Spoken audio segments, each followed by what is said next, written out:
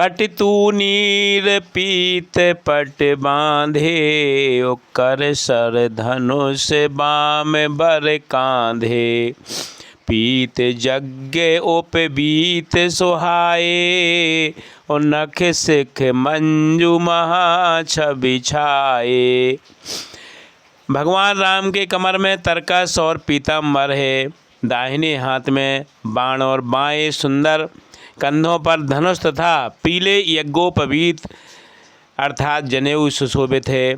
नख से लेकर शिखा तक सब अंग बहुत ही सुंदर हैं, उन पर महान शोभा छाई हुई है। देखी लोग सब भये सुखारे, एकटक लोचन चलत न तारे। हर से जनक देख दो भाई, मुनि पद कमल गहे तब जाई। उन्हें देखकर सब लोग बहुत ही सुखी हो जाते हैं। नेत्र एकटक निमेष शून्य हैं और तारे पुतलियाँ भी नहीं चलते। जनक जी दोनों भाइयों को देखकर बहुत ही खुश हो रहे हैं।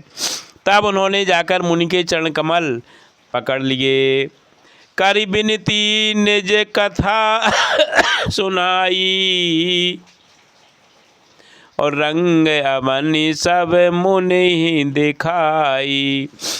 और जहें जहें जाहि कुंवर बर दो, और तहें तहें चकित चितब सब को। विनती करके अपनी कथा सुनाई और मुनि को सारी रंगभूमि यज्ञशाला दिखलाई। मुनि के साथ दोनों श्रेष्ठ राजकुमार जहाँ जहाँ जाते हैं वहाँ वहाँ सब कोई आश्चर्यचकित हो देखने लगते हैं। और निज निज रुख नाम ही सब देखा, को न जान कछु मरम विशेषा। भली रचना मुनि नृपसन कहेऊ, और राजा मुदित महासुख लहेऊ। सबने राम जी को अपनी अपनी ओर से मुख किए हुए देखा, परंतु इसका कुछ भी विशेष रहस्य कोई नहीं जान सका। मुनि ने राजा से कहा, रंगभूमि की रचना बड़ी ही सुंदर है। विश्वामित्र मुनि जैसे निः स्पर्श विरक्त और ज्ञानी मुनि से रचना की प्रशंसा सुनकर राजा प्रसन्न हुए और उन्हें बहुत ही सुख प्राप्त हुआ। सब मंचन ते मंचो एक सुंदर विशद विशाल, और मुनि समेत दो बंधु तहें बैठा रे महिपाल। सब मंचों से एक मंच अधिक सुंदर, उज्ज्वल और विशाल था। स्वयं राजा ने मुनि सहित दोनों भाइयों को उस पर बैठाया।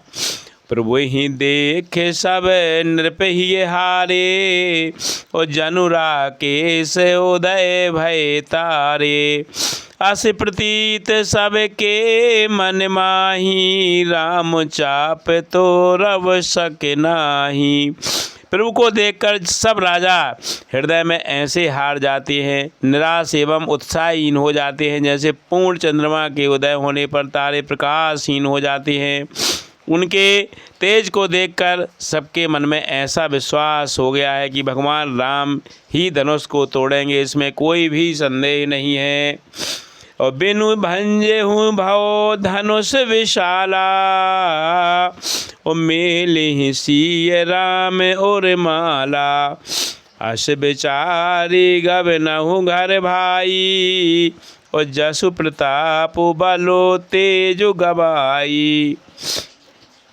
इधर उनके रूप को देखकर सबके मन में यह निश्चय हो गया है कि शिव जी के विशाल धनुष को जो संभव है ना टूट सके, बिना तोड़े भी सीता जी भगवान राम के गले में जयमाल डालेंगी, अर्थात दोनों तरह से ही हमारी हार होगी और विजय श्री रामचंद्र जी के हाथ रहेगी।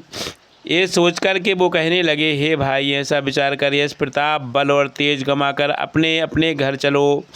बेह से अपर भूप सुन बानी, ओ जे अविवेक अंध अभिमानी। तोरे हूँ धनुष ब्याहूँ अब गाहा, ओ बिन तोरे को कुंवर ब्याहा।